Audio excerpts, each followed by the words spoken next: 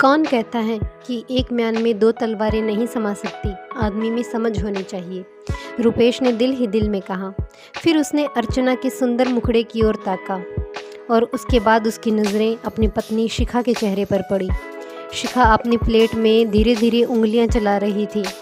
अर्चना से रुपेश की मुलाकात अपने एक मित्र के कार्यालय में हुई थी, जो उसे इंतज़ार करने को कहकर खुद कहीं चला गया था।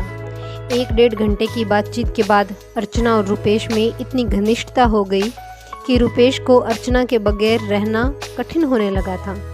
कुछ दिनों तक सिनेमाघरों, पार्कों और होटलों में मुलाकातों के बाद रुपेश उसे अपने घर लाने की लालसा को दबा नहीं पाया। शिखा को रुपेश ने जब यह कहा कि वो अर्चना को भी अपने घर में रहने दे, तो शिखा पर मानो बिजली गिर पड़ी थी। वो काफ़ी चीखी, चिल्लाई, लेकिन रुपेश ने उसको समझाया कि जब हम अपने हर रिश्तेदार, मित्रों और जान पहचान वालों की खुशियों के लिए सब कुछ करने को तैयार रहते हैं, तो ये कितनी अजीब बात है कि पति पत्नी, जिनका रिश्ता संसार में सबसे बड़ा और गहरा होता है, एक दूसरे की खुशियों का ख्याल न रखें। रुपेश ने शिखा से कहा कि अर्चना पर और घर पर उसे पूरा अधिकार होगा। उसको अपनी हर इच्छा को पूरा करने का अधिकार होगा। बस वो अर्चना को उस घर में उसके साथ रहने पर आपत्ति ना उठाए। पड़ोसियों को ये बता दे कि अर्चना उसकी मामी की या चाची की लड़की है और वह यहाँ पर नौकरी करने आई है और उन लोगों के साथ ही रहेगी। आखिर जब शिखा ने देखा कि रुपेश को समझाने बुझाने का कोई फ़ायदा नहीं, तो 1 हफ्ते की खींचतान के बाद उसने रुपेश की इच्छा के आगे सिर झुका लिया। रुपेश के पांव धरती पर टिकते नहीं थे। वो उसी दिन जाकर अर्चना को अपने घर ले आया। पड़ोसियों से कहा गया कि वो शिखा की बहन है। रिश्तेदारों ने आपत्ति उठाई तो रुपेश ने ये कहकर मुंह बंद कर दिया कि जब मियाँ बीबी राजी तो क्या करेगा काजी। शिखा ने अर्चना का खुले दिल से स्वागत किया। उसके रहने की व्यवस्था रुपेश के कमरे में कर दी गई। अर्चना को नहाने धोने के लिए शिखा बाथरूम में खुद ले गई। अपने हाथों से साबुन तेल वहां पहुंचाया। बाथरूम स्लीपर खुद अर्चना के पांव के पास रखे। रुपेश मानो खुशियों के हिंडोलों में झूल रहा था।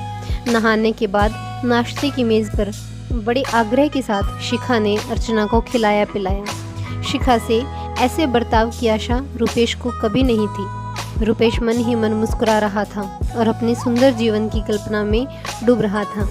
ऑटो रिक्शा की भड़बड़ाहट से उसकी कल्पना में सहसा विघ्न पड़ा। ऑटो रिक्शा से एक लंबा चौड़ा खूबसूरत युवक उतरा और हेलो शिखा बोलते हुए घर में घुस गया। शिखा एकाएक उसकी तरफ बढ़ी। उसने आगे बढ़कर शिखा के कंधे पर अपने हाथ रख दिए।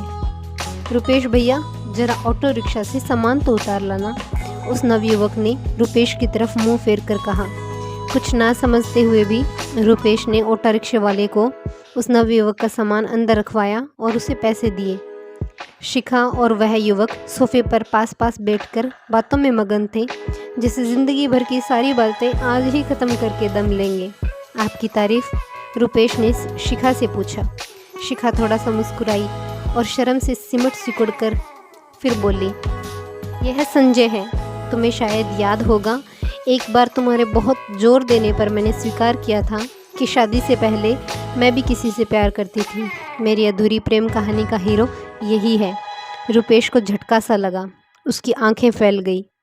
जब मैंने अर्चना को साथ रखने की बात सुनी और तुमने मेरा पूरा हक और मेरी खुशियाँ मुझे देने का वचन दिया, तब मैंने संजय को अपने साथ रखने का फ़ैसला कर लिया। शिखा ने अपनी आंखों को नचाते हुए कहा, अपने मिलने जुलने वालों से हम यही कहेंगे कि संजय आपके मामा जी, फूफा जी या चाचा जी का बेटा है और ये नौकरी के सिलसिले में आया हुआ है और अब हमारे साथ ही रहेगा। अरे शिखा, पहले तो मुझे यकीन ही नहीं आया, लेकिन जब तुमने बताया कि तुम लोग एक दूसरे की खुशियों के लिए झूठे रस्मों रिवाज तोड़ रहे हो, तब मैंने भी उस महान आदमी के दर्शन करने के लिए यहाँ आने का निश्चय कर लिया। संजय बोला।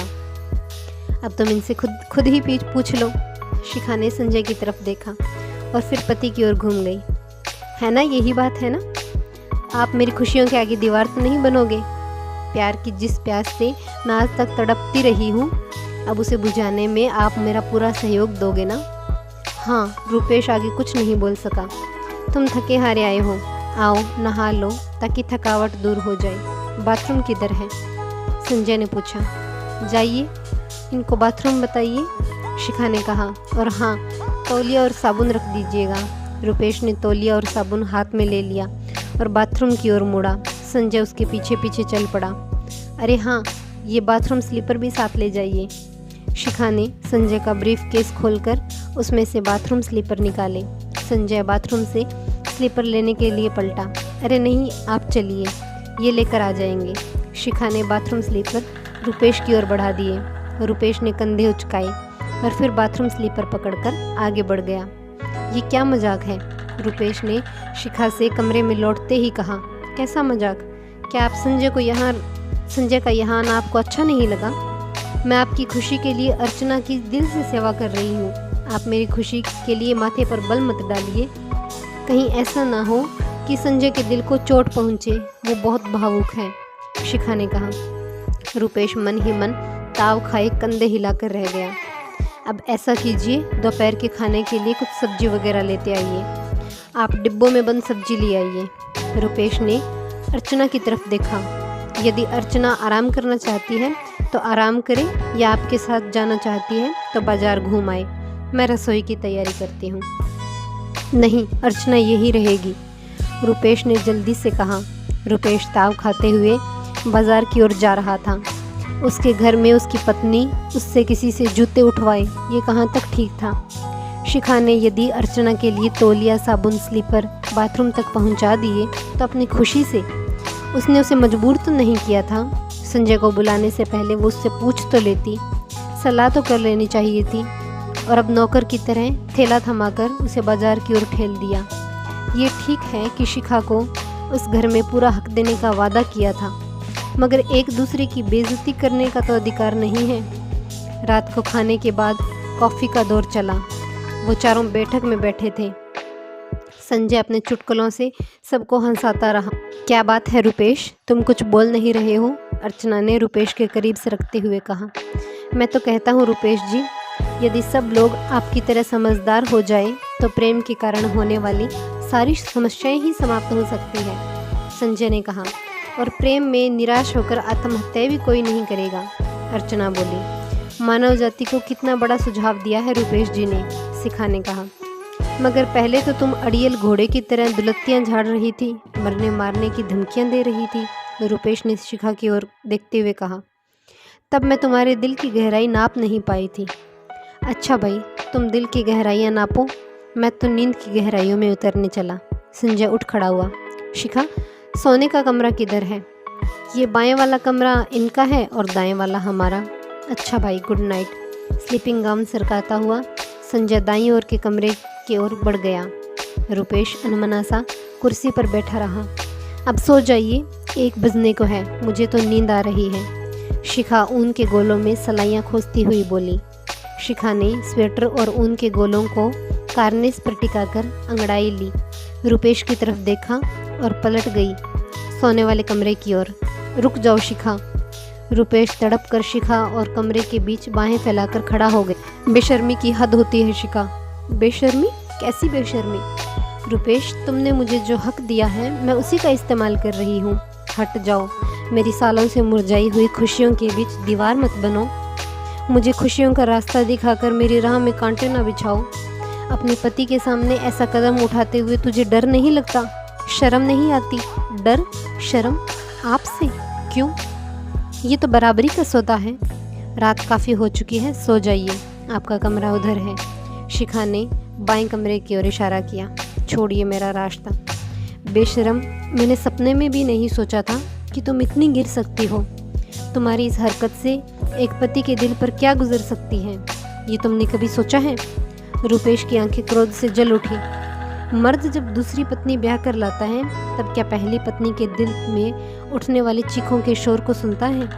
रात रात भर कोठों पर ऐश की शमाएं जलाने वाला पति कभी अपनी पत्नी के दिल के अंधेरों में झांक कर देखता है? हर जवान लड़की पर लार टपकाने वाला पति कभी ये सोचता है कि उसकी पत्नी के गालों पर आंसू के निशान क्यों बन रहे हैं? आपने जब अर्चना को लाने की तजवीज़ पेश की थी तब मैं भी रोई थी, चिल्लाई थी। अब मैं संजय के पास जा रही हूँ तो आप क्यों चीख उठे? मैं उसका सिर तोड़ दूंगा। रुपेश कमरे की ओर बढ़ा। अरे रुको तो, शिखा ने उसकी बाँह पकड़ ली। मैं कुछ सुनना नहीं चाहता, उसे इसी वक्त चलता कर दो। और अर्चना, वो भी जाएगी। मेरा फैसला गलत था, मैं अंधे जज्बात की धारा में बह गया था। रुपेश ने हथियार डाल दिए। अंधे जज्बात नहीं, वासना ने तुम्हें अंधा कर दिया था रुपेश भैया। संजय पूरे कपड़े पहन अतिथि कक्ष के दरवाजे पर खड़ा था।